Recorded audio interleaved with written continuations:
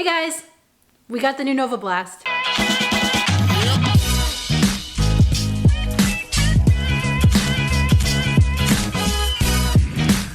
Good morning, YouTube.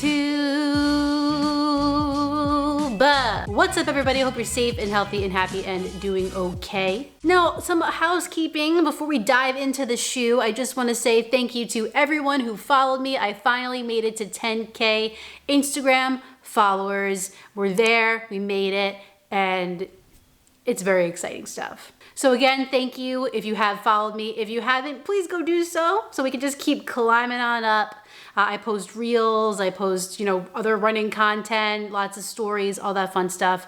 Go check me out over on the gram. I told you waiting the extra day was gonna be worth it because today we're talking about the new Asics Novablast 4. The Novablast has been a big hit amongst runners for as long as it's been out, since 2020. Throughout the years, I've liked some of the versions, I've not liked some others, but overall, the Novablast line is a pretty cool line from Asics. It's doing stuff a little bit different than their other more traditional shoes. And I think I'm probably one of the only shoe reviewers who didn't really like the Novablast 3. But when I saw the Novablast 4 was coming out, I was really eager to get my hands on it because I want to like this shoe. And I'm happy to report that I do. Today we're going to talk about what the changes to the Novablast 4 are, what makes it different from the previous version, what I liked about it, what I didn't like about it, and all of that good stuff. But first, of course, you gotta watch the run footage.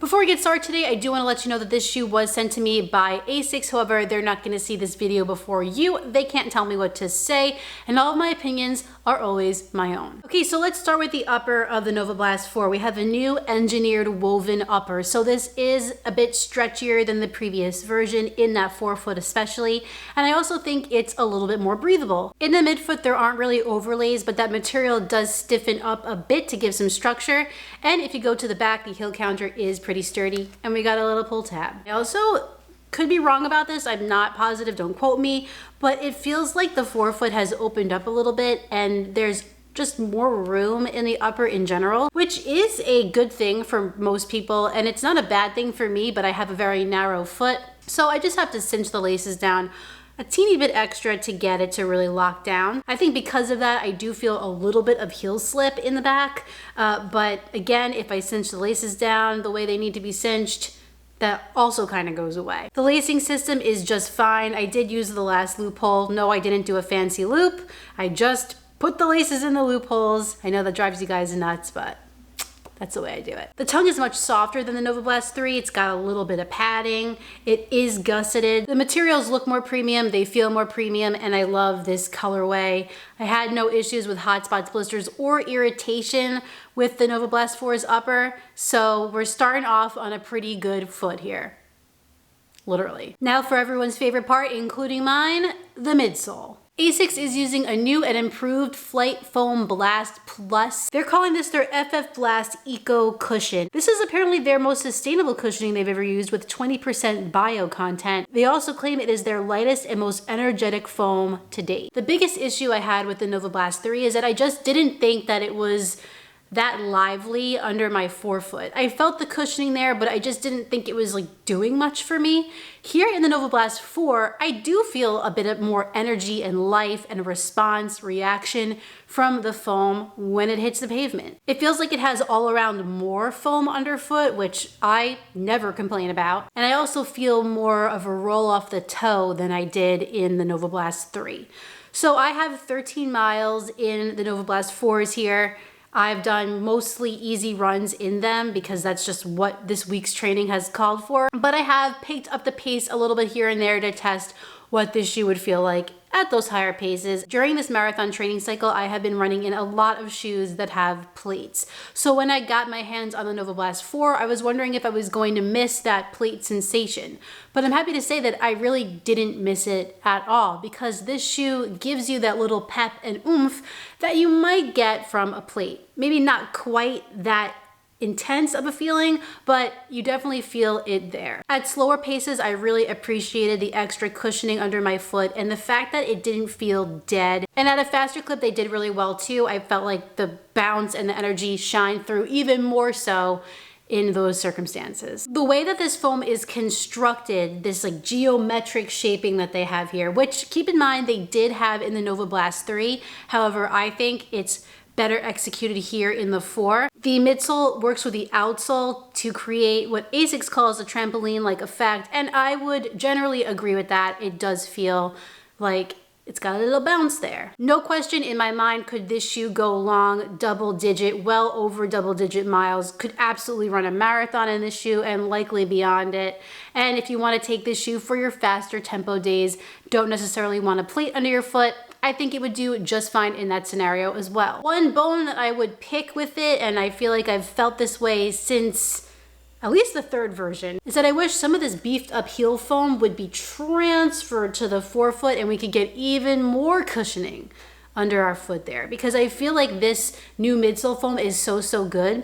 And we do have a nice amount of it under the forefoot, don't get me wrong. But I think having just a little bit more of it would create even more of a trampoline-like feeling. I'm just saying. If I had to compare the Novablast 4 to another shoe in the Asics lineup, I'd say it most reminds me of the Cumulus, but a more energetic, bouncy, fun Cumulus. And I think this feels more lightweight as well.